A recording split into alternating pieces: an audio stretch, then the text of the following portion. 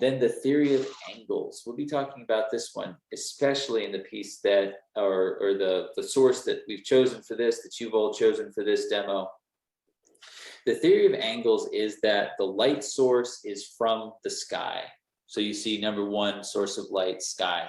The light is all coming from the sky in a landscape.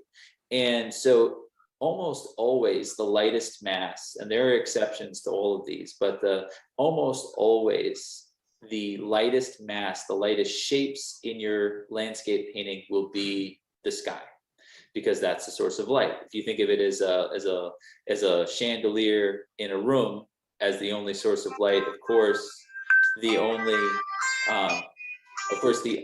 brightest place is going to be the only source of light. So, source of light. Then it gets more fun.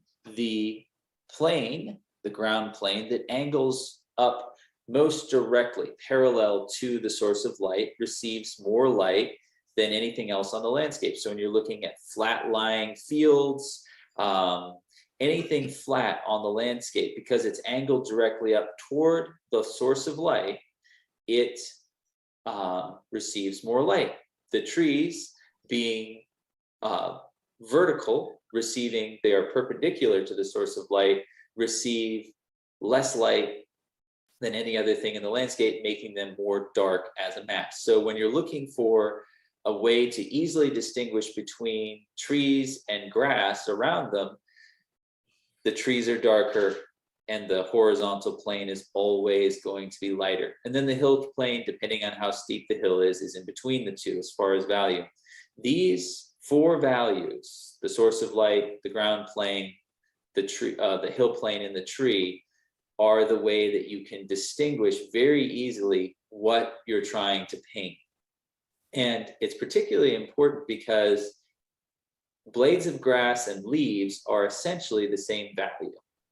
They're not, if you pluck a leaf off a tree and a blade of grass and you compare them to each other, for the most part, they're going to be the same color and the same value with very slight variation. The thing that makes trees look like they're standing is because for us artists, because they're darker, makes them look perpendicular to the light and sets them out from the ground plane. So that's going to be very present in the demo, but I wanted to introduce it to you. I hope that you'll print these and put them up where you can see them.